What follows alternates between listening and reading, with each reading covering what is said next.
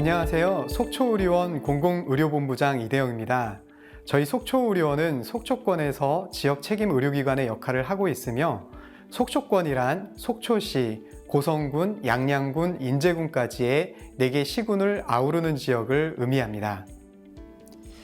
먼저 속초의료원의 일반 현황에 대해 말씀드린 후에 저희 의료원이 진행하고 있는 협력체계 구축 사업의 전반적인 내용들과 현재 개발 중인 약 복용관리 앱 관련 내용을 말씀드리겠습니다. 속초의료원은 172병상 규모의 속초권 공공병원으로서 지역 응급의료센터 역할과 함께 보호자 없는 병실, 공동 간병일실, 격리병실을 운영하고 있으며 진료과는 정신건강의학과와 산부인과, 신경외과, 재활의학과, 성형외과를 포함한 18개 진료과를 운영하고 있습니다. 저희 속초의료원 사진인데요. 이 속초의료원 사진 보시면은 그 뒤쪽에 흐리게 보이는 산이 설악산입니다. 지금 이제 미세먼지 때문에 좀 흐릿하게 보이지만은 날씨가 맑을 때에는 멋지고 웅장한 울산바위의 모습도 볼 수가 있고요. 병원 앞에는 영랑호가 바로 맞닿아 있습니다. 바로 옆에는 동해바다도 보이고 아마 이 전국의 의료원들 중에서 가장 이 자연 경관이 멋진 의료원이라고 자부할 수가 있습니다.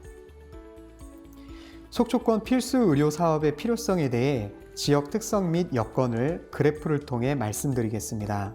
속초권의 인구 현황은 속초, 고성, 양양, 인제 포함 16만 이상이며 2017년 이후 매년 감소 추세에 있습니다. 보통 강원도 하면은 이 산간지방 그리고 생활 인프라라든지 여러 가지 의료 환경이 낙후되어 있는 것을 생각하실 텐데요.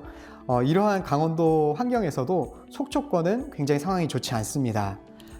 일단 경제 취약계층인 의료급여 수급자의 비율도 속초권이 전국이나 강원도 평균보다 높습니다.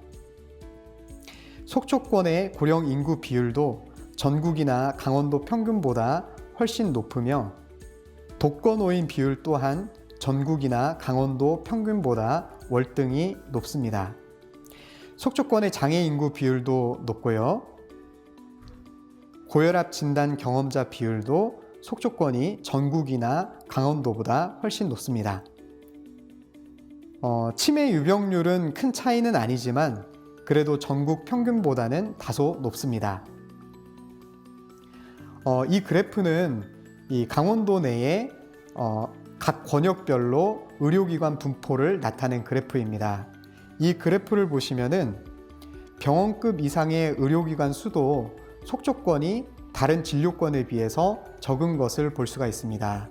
대부분의 병원급 이상의 의료기관들이 춘천권이나 원주권에 집중되어 있습니다. 따라서 60분 이내에 권역 응급의료센터 도착이 불가능한 인구 비율은 속초권이 전국 평균보다 65% 이상이나 많고 심지어 강원도 평균보다도 월등히 높습니다. 1시간 이내에 권역 응급의료센터에 도착하기 어려운 인구의 비중을 보면은 속초권이 76.6%인데요. 이는 속초권의 지역 주민들 4명 중에 3명꼴로 1시간 이내에 권역 응급의료센터에 도달하기가 어렵다는 것을 의미합니다. 그런데 이것도 자세히 들여다보면은 양양군이 거의 전국 평균이랑 가까울 정도로 의료 접근성이 굉장히 좋은 것을 볼 수 있는데요. 이것은 양양군 옆에 있는 이 강릉시에 권역 응급의료센터가 있기 때문입니다. 그래서 이 속초권에서 양양군을 제외한 나머지 속초시나 고성군, 인제군을 보면은 1시간 이내에 권역 응급의료센터에 도착하기 어려운 주민들의 비율이 거의 100%에 가깝습니다. 그리고 이 표는 전국의 주요 시도에서 재입원율의 그 비율을 나타낸 표입니다. 보시면은 강원도의 재입원율이 전국 시도 중에서 제일 높다는 것을 알 수 있습니다. 이는 강원도 환자들의 퇴원 후 케어가 다른 시도들에 비해 상당히 미흡한 상황임을 보여주는 통계입니다.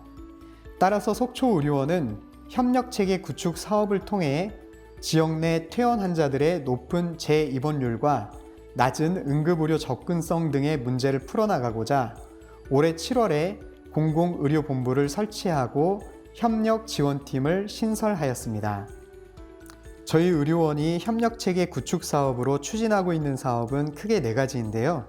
이 중에서도 저희가 중점을 두고 있는 사업은 위쪽의 2가지 사업입니다.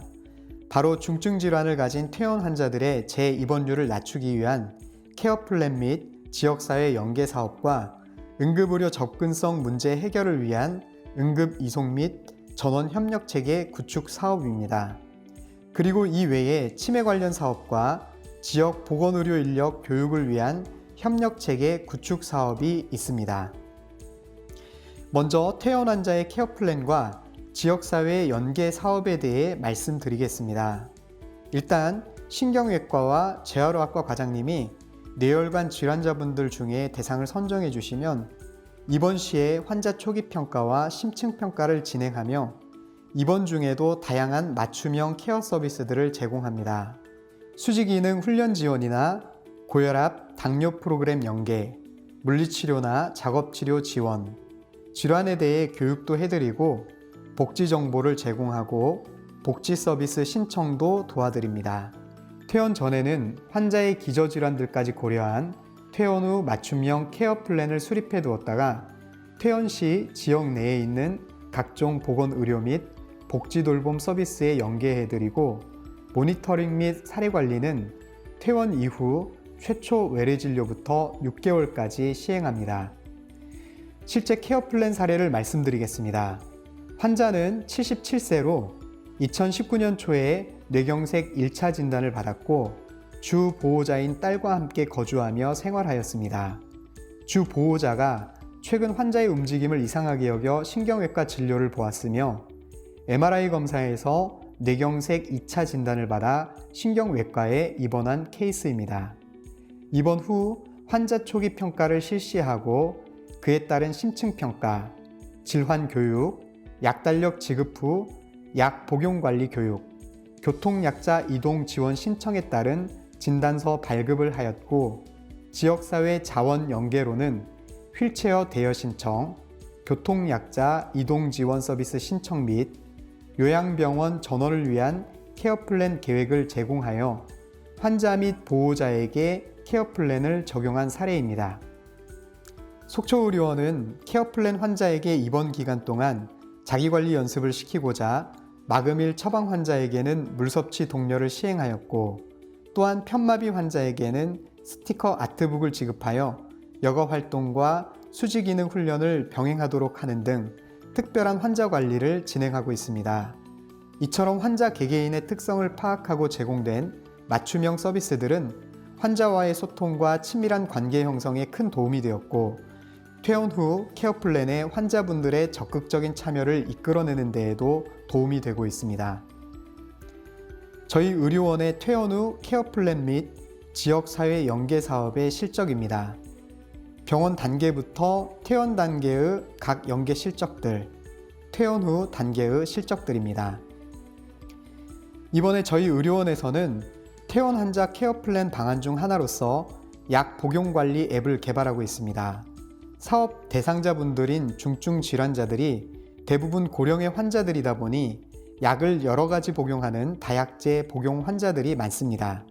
그래서 이분들이 약을 빠뜨리지 않고 잘 드시도록 꼼꼼하게 챙겨드리는 것이 중요하겠다 싶어 약 복용 시간이 되면 알람으로 알려주는 투약관리 앱을 개발하게 되었습니다.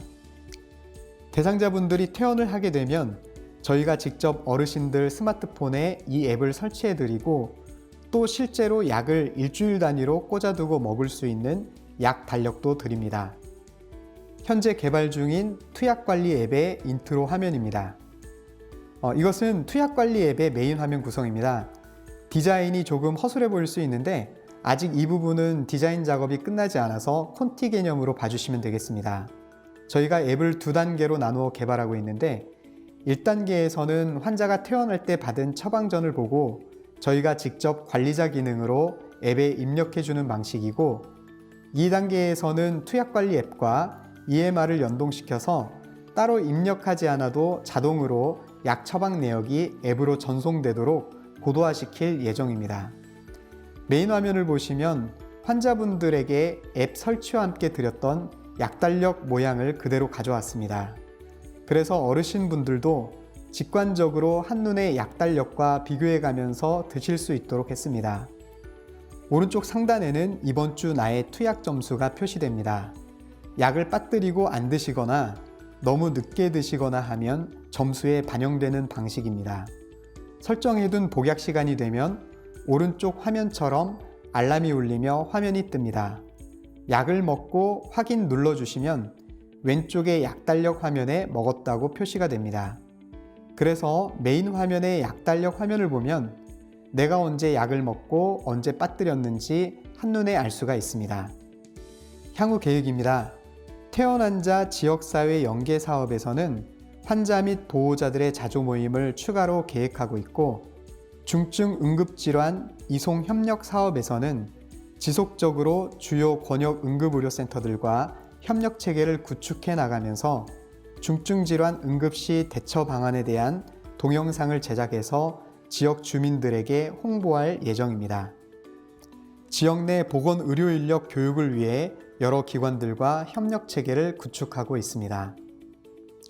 또 치매 안심센터 연계 사업의 일환으로 지역 보건소의 치매 안심센터와 협력 체계를 구축하여 경증 치매 환자들을 대상으로 스마트워치와 인공지능을 이용한 약 복용 관리도 구상하고 있습니다. 아직 계획까지는 아니고 구상 단계입니다.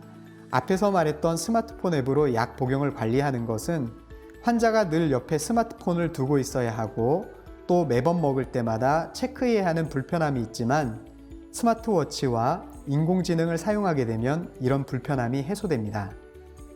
스마트워치의 손목 안쪽 부분에 카메라가 달려 있어서 투약 알림이 울린 후에 약을 복용하려고 하면은 손목 안쪽에 있는 카메라가 촬영을 시작합니다. 이 영상을 인공지능이 분석해서 약 모양과 색상을 통해 약 이름을 하나하나 구별하고 약을 입에 넣는 모습을 인식해서 자동으로 복약한 것으로 체크를 해줍니다. 이러한 스마트워치와 인공지능을 이용한 투약 관리는 여러 약제를 복용하는 경우뿐 아니라 천식 환자의 흡입기 사용 모니터링이나 혈당 측정 모니터링, 인슐린 같은 자가주사 모니터링에도 유용하게 사용될 수 있습니다. 이러한 스마트워치와 인공지능을 이용한 투약 관리를 현재 사업에 도입하는 것에는 아직 여러 가지 행정적인 제약들이 있어 좀 어려울 수 있습니다. 따라서 구상 단계에 그칠 수도 있지만, 만약 도입이 가능하게 된다면 앞서 소개했던 스마트폰 투약 관리 앱과 연동해서 사용하려고 합니다. 이상으로 속초권 지역 책임의료기관 협력체계 구축 사업에 대한 발표를 마치겠습니다. 감사합니다.